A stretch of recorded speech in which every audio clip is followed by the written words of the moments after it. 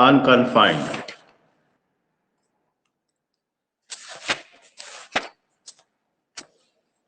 Unconfined का setup, कुछ machine हमारा सेम है, ठीक है। ट्राई एक्सियल का जो मशीन हम लोग यूज करते हैं, मशीन हमारा सेम रहेगा। इसमें डायल गेज वगैरह रहेगा, सारा कुछ रहेगा, प्रूविंग रिंग रहेगा, सेल रहेगा। बट सेल के अंदर हम लोगों ने जो प्रेशर देखा था वो प्रेशर नहीं रहेगा।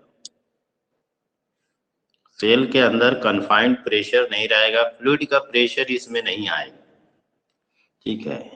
अनकन्फाइंड जो प्रेशर हम लोग अप्लाई करेंगे ये नहीं रहेगा। Unconfined compression test is a special case of ट्राइएक्सियल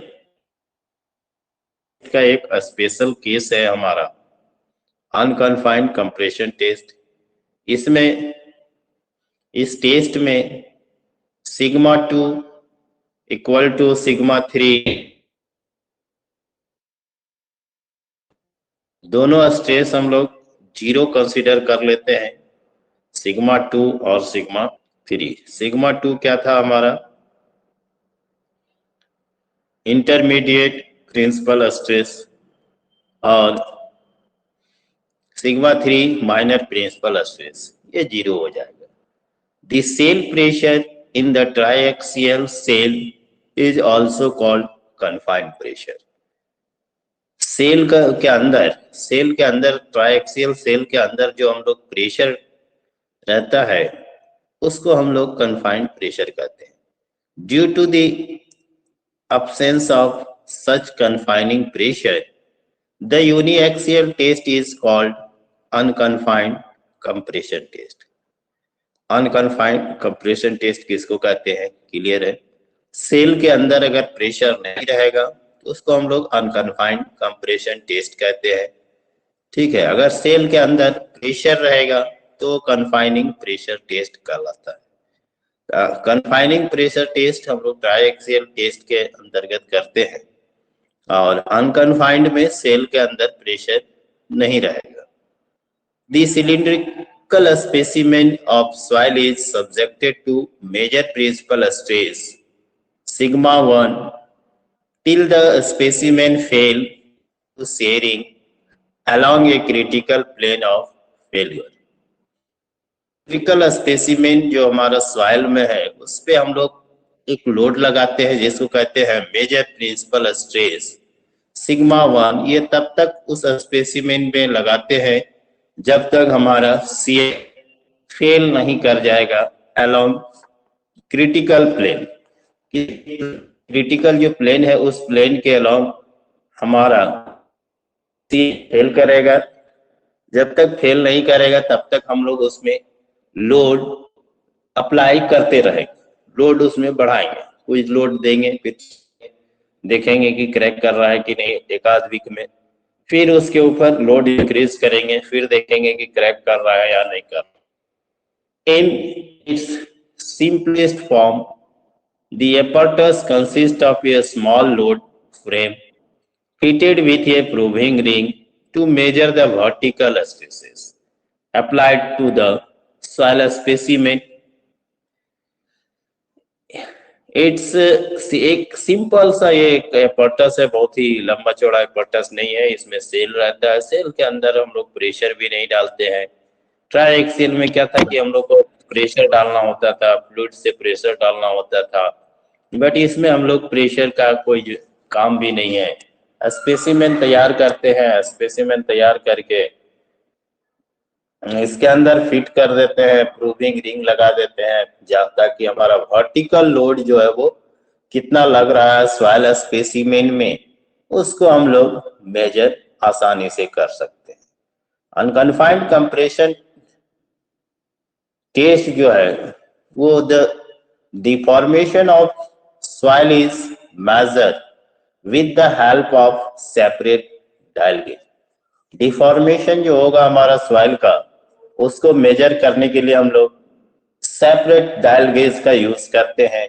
the end of the cylindrical specimen, इसमें स्पेसिमेन भी हमारा सिलिंड्रिकल ही होगा, और hollow in the form of cone.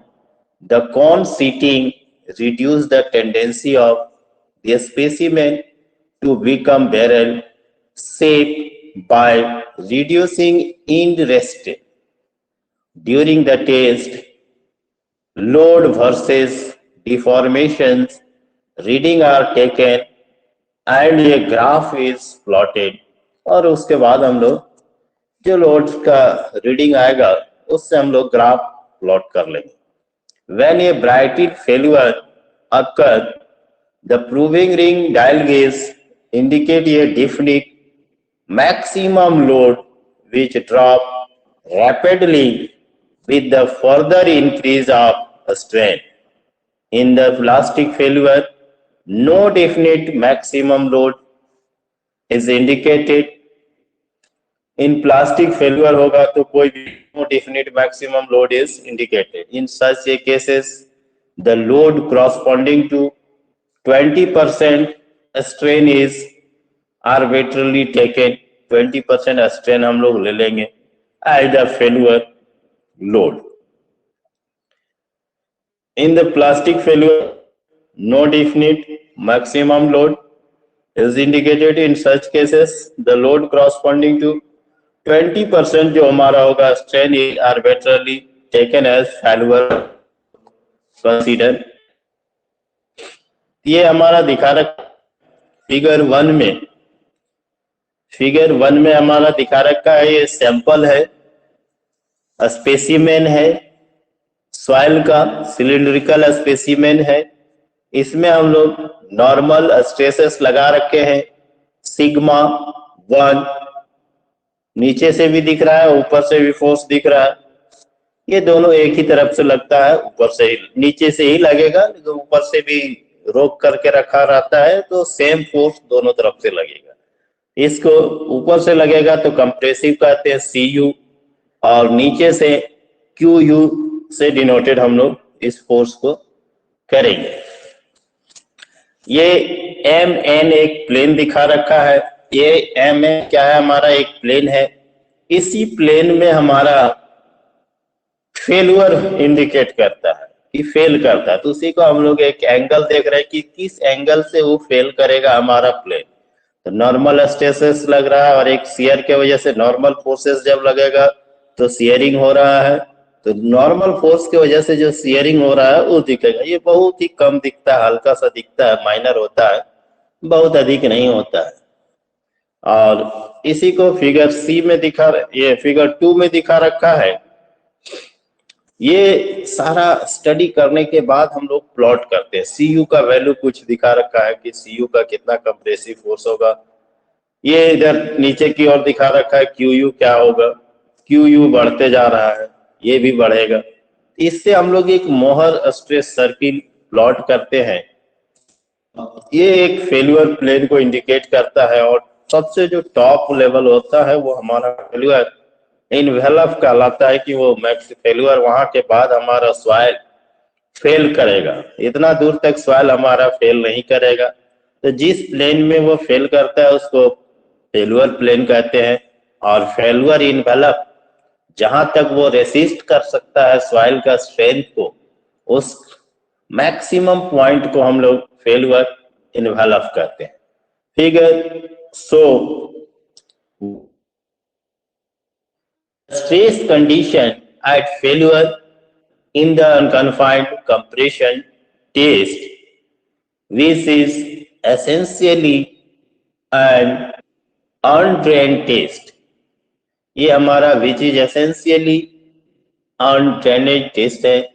If it is assumed that no moisture is lost from the specimen test, हम लोग इसमें assume करते हैं कि जब तक टेस्ट होते रहेगा 1 वीक तक हो या उससे ज्यादा समय ले, तब तक ये इसके अंदर सॉइल के अंदर जो मॉइस्चर है उस मॉइस्चर में किसी भी तरह का लॉसेस नहीं होना.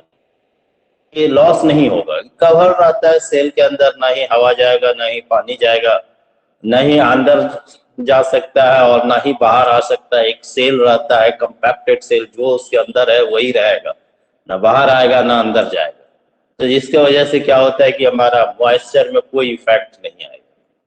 ठीक है, तो इस बात को भी ध्यान रखना है कि जब हम टेस्ट कर रहे हैं तो उसमें ऑलरेडी सेल में 3 वाल्व रहता है, तीनों वाल्व क्लोज होना चाहिए, वो तीनों वाल्व खुला नहीं होना चाहिए। अगर वो वाल्व खुला रहेगा तो मॉइस्चर या तो अंदर जाएगा या तो फिर बाहर आएगा। मॉइस्चर इन और आउट होगा तो हमारा स्पेसिमेन का जो मॉइस्चर है वो क्या होगा, घटेगा या बढ़ेगा, रिड्यूस हो जाएगा, यानी लॉसेस होगा या तो फिर गेन होगा।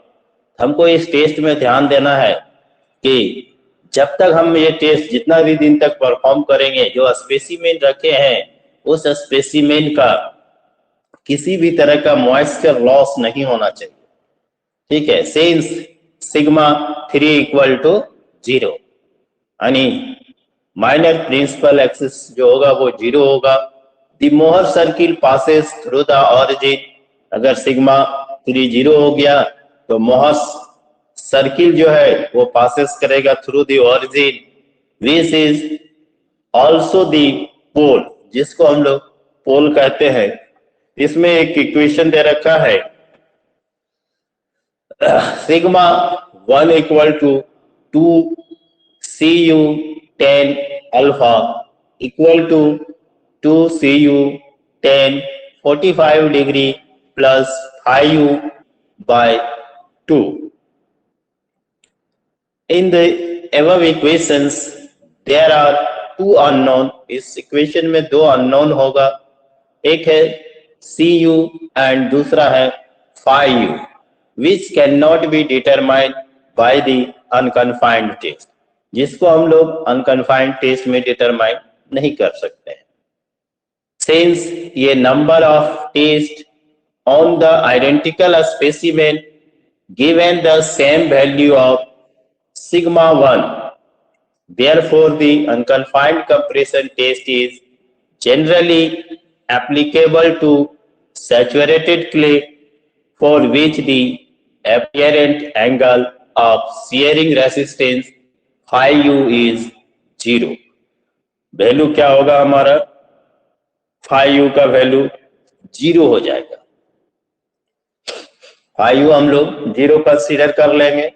phi u 0 हो गया तो tan 0 डिग्री क्या हो जाएगा। ठीक है, तो यहां से सिग्मा 1 का वैल्यू क्या हो,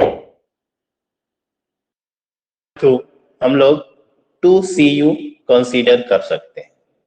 sigma 1 equal to 2 cu consider कर सकते हैं। वेन मोहर सर्किल जब हम लोग को ड्रॉ करना रहता है तो रेडियस को हम लोग इक्वल मान लेते हैं। मोहर सर्किल जब ड्रॉ करते हैं तो रेडियस को इक्वल मान लेते हैं सिग्मा 1/2, तो वहां से क्या हो जाएगा, सिग्मा 1/2 इक्वल टू cu हो जाएगा।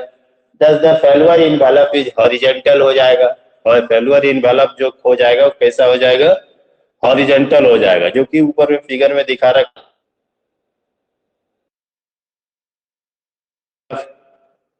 हमारा हॉरिजॉन्टल दिखा रखा है। कभी कि फेल्योर इनवेलप कब हॉरिजॉन्टल होगा, तो when the Mohr circle is drawn, जब हम लोग मोहर सर्किल ड्रॉ करते हैं, its radius is equal to radius sigma 1/2 equal to cu का, then failure envelope is horizontal हो जाएगा।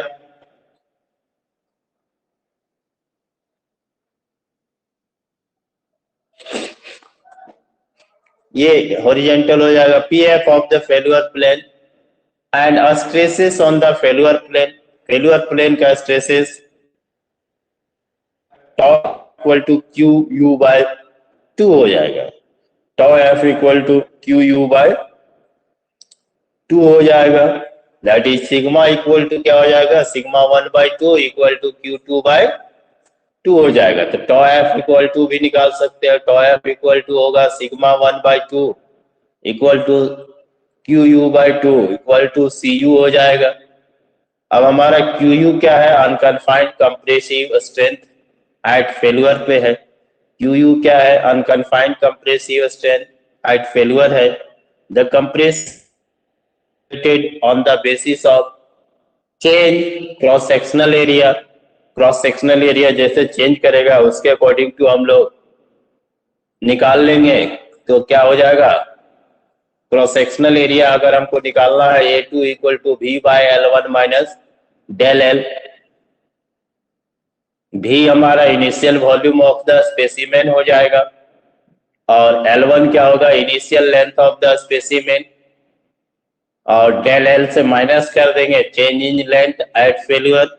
फेल्यूर जब होगा तो स्पेसिमेन का लेंथ कितना चेंज हो जाएगा। ये एरिया हम लोग यहाँ से A2 निकाल सकते हैं। Compressive stress is calculated on the, compressive stress कितना है उसको अगर कैलकुलेट करना है on the basis of change cross sectional area A2 at failure which is given by A2 equal to V by L1 minus del L से हम लोग change कर सकते हैं। V क्या है हमारा, वॉल्यूम है, वॉल्यूम ऑफ द स्पेसिमेन, जो स्पेसिमेन हम लोग ले रखे हैं उसका इनिशियल वॉल्यूम होगा। L1 क्या है, initial length of the specimen, del L क्या है, change in length at failure. तो यहां से इतना ही करना रहता है इस टेस्ट में।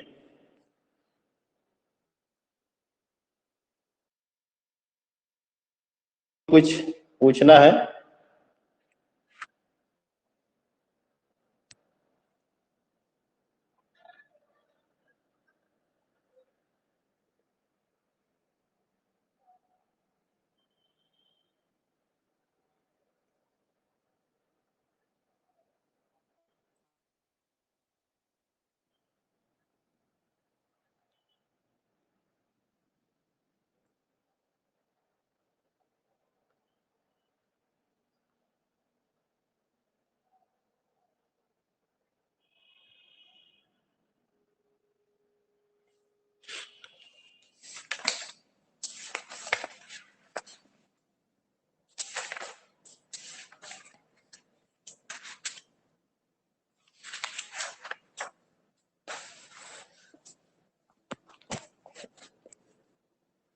नेक्स्ट हम लोग इसको अगला दिन देखेंगे। आज थोड़ा सा बता दे रहे हैं रफली।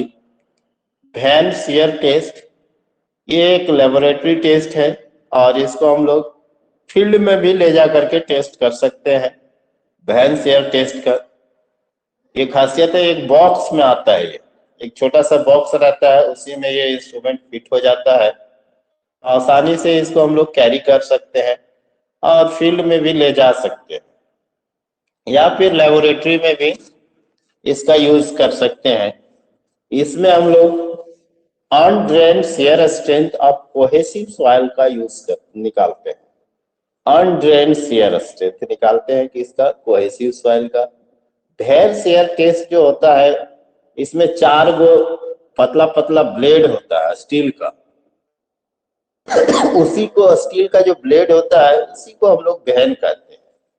वो एक वेल्डिंग एक रॉड रहता है, उसमें ऑर्थोगोनली इसको रॉड में हम लोग स्टील का जो रॉड होता है उसमें ऑर्थोगोनली वेल्डिंग कर दिया जाता है। इसमें एक टॉर्क मेजरिंग अरेंजमेंट होता है। टॉर्क मेजरिंग अरेंजमेंट होता है, हम लोग टॉर्सन स्प्रिंग उसमें अटैच रॉड के साथ और इसको रोटेट किया गियर की हेल्प से इसको रोटेट किया जाता है।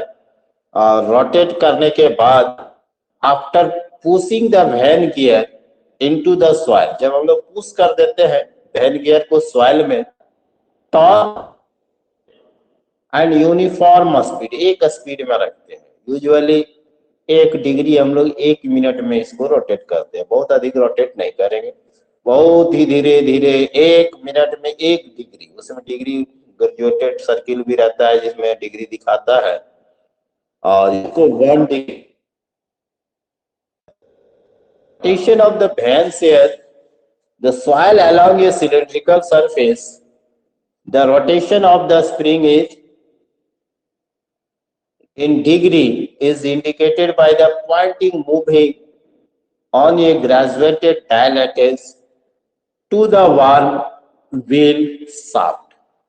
इसके बाद टॉर्क हम लोग निकाल लेते हैं, टी कैलकुलेट करते हैं टॉर्क कितना लगा। उसको कैलकुलेट करते हैं। उसके लिए कुछ फॉर्मूला है, उसका यूज करेंगे हम लोग, और उस फॉर्मूले को यूज करके टॉर्क का वैल्यू कैलकुलेट करते हैं। मल्टीप्लाई करेंगे, डायल गेज लगा रहेगा, डायल गेज का रीडिंग को हम लोग मल्टीप्लाई करेंगे विथ स्प्रिंग कांस्टेंट के साथ। स्प्रिंग लगा हुआ रहता है, स्प्रिंग का सबका वैल्यू अलग अलग दिया हुआ रहता है। ये टिपिकल लेबोरेटरी वैन होता है, 20 mm हाइट होता है एंड 12 mm डायमीटर का ब्लेड होता है, जिसका थिकनेस 0.5 to 1 mm के बीच रहता है।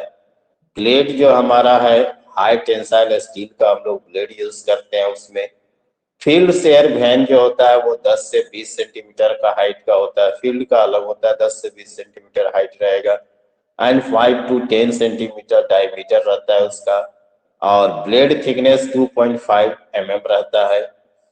ठीक है, तो उसका हम लोग को सिलिंड्रिकल सरफेस निकालने के लिए पाई डी एच टॉ एफ का यूज करते हैं। टॉ एफ यहाँ पे यूनिट स्ट्रेंथ ऑफ सॉइल हो जाता है। एच जो होगा वो हाइट ऑफ वैन होता है। डी डायमीटर होता है हमारा वैन का। इसमें हम लोग एज्यूम करते हैं कि टॉप इंड जो हमारा वैन का होगा वो इम्बेडेड होगा, सॉइल में इम्बेडेड करते हैं, डाल देते हैं सॉइल के अंदर। So both top and bottom end जो हमारा part in shearing of the soil होगा, assume that the shearing resistance of soil is developed uniformly on the cylindrical surface. The maximum total shear resistance at failure developed along the cylinder surface, चारों तरफ cylinder के surface के चारों तरफ sharing resistance develop होगा, तो वो कितना होगा, del pi D H tau F develop होगा। इसके बाद हम लोग फाइंड करते हैं maximum shearing resistance develop top and bottom end में। कंसीडर करते हैं कि उसका रेडियस ऑफ शेयरिंग के सरफेस क्या है, the strength shear strength of ring क्या है, थिकनेस उसका है, मान लेते हैं डी आर है। तो यहाँ पे क्या हो जाएगा, 2 पाई आर डी आर टॉ एफ कैलकुलेट करते हैं। और अगर हमको पूरे में निकालना है टॉप एंड बॉटम फेस, तो उसको क्या करेंगे, इस इक्वेशन को इंटीग्रेट कर देते हैं। इस करके इंटीग्रेशन से कैलकुलेट कर लेते हैं। ठीक है, टोटल शेयरिंग स्ट्रेंथ डेवलप कितना करेगा, इक्वल टू द सम कर देंगे जितना हमारा ये इक्वेशन में आ रहा है। फाइनल हम लोग निकाल लेते हैं और टी एच डी ये सब कंबाइन कर लेते हैं। यहीं से हमारा टी निकलता है। टी फाइनल जो हम लोग कैलकुलेट करते हैं, pi d square tau f capital h by 2 plus small d by 12 calculate कर लेते हैं। यहाँ से शेयरिंग स्ट्रेंथ कैलकुलेट कर लेते हैं। बस इतना है, बहुत सारा सिंपल है ये, खाली फॉर्मूला इसमें एक दो है, उसी को याद रखना है और इसी से ये कैलकुलेट हो जाएगा वैन्स टेस्ट। ठीक है, हम लोग एक बार और कल देखेंगे। इसमें हमने ज्यादा बहुत अधिक है नहीं, सिंपल है। कल इसका हम फिगर भी दिखा देंगे कि मशीन कैसा होता है वैन शेयर का, और उसमें अरेंजमेंट क्या क्या चीजों का है, यही सब रहेगा। बहुत अधिक हाई फाई ये नहीं है, सिंपल है। ब्लेड रहता है, एक कंटेनर टाइप का सिलेंडर सिलेंडर टाइप का एक कंटेनर होता है, उसमें हम लोग सॉइल सैंपल डालते हैं और इसके बाद इसका जो ब्लेड होता है उसमें हम लोग इम्बेडेड करते हैं, डाल देते हैं, अंदर घुसा देते हैं, उसके बाद रोटेट कर देते हैं। वार्म गियर होता है, वार्म गियर की हेल्प से इसको हम लोग रोटेट कराते हैं, और रोटेट बहुत ही धीरे धीरे कराते हैं। 1 डिग्री रोटेट कराएंगे 1 मिनट में, बहुत हड़बड़ी से नहीं। और उसी में एक स्प्रिंग, अलग अलग टाइप का स्प्रिंग होता है, अलग अलग लोडेड का स्प्रिंग होता है, और उसी में रीडिंग रहेगा, टॉर्क हमारा कितना डेवलप होगा, उस टॉर्क को हम लोग मेजर कर लेते हैं। मेजरिंग करने के लिए डिवाइस लगा हुआ रहता है, उससे हम लोग मेजर करके नोट करके स्ट्रेंथ निकाल लेते हैं। कोहेसिव सॉइल के लिए ये जनरली टेस्ट परफॉर्म किया जाता है। ये क्विक टेस्ट है, शेयर स्ट्रेंथ जो हम लोग निकाल रहे हैं सबसे क्विक टेस्ट है ये। शियर स्ट्रेंथ निकालने के लिए अभी सारा चीज देखे। फर्स्ट देखे डायरेक्ट शियर टेस्ट, दूसरा ट्राई एक्सियल टेस्ट, तीसरा अनकन्फाइंड कंप्रेशन टेस्ट, और चौथा वैन शियर टेस्ट। तो ये तीनों जो हम लोगों ने देखा, कौन, डायरेक्ट, ट्राई एक्सियल, अनकन्फाइंड, ये तीनों लेबोरेटरी में ही परफॉर्म किया जा सकता है। इसको बाहर ले जाना, फील्ड में ले जाना संभव नहीं होता है। बट वैन शियर टेस्ट जो है उसको हम लोग लेबोरेटरी में भी परफॉर्म कर सकते हैं और फील्ड में भी परफॉर्म कर सकते हैं। इसमें सॉइल का शेयरिंग स्ट्रेंथ बहुत ही जल्दी निकल जाता है, बहुत ही कम समय में स्ट्रेंथ हम लोग पता कर लेते हैं शियर स्ट्रेंथ सॉइल का क्या है। इसलिए ये बहुत ही यूजफुल एपर्टस है, ये बहुत ही कम समय में बहुत अच्छे रिजल्ट दे देता है। लेकिन एक्यूरेट अगर रिजल्ट चाहिए तो एक्यूरेट रिजल्ट के लिए हम लोग को ट्राइएक्सियल ही प्रिफर करना पड़ेगा। ठीक है।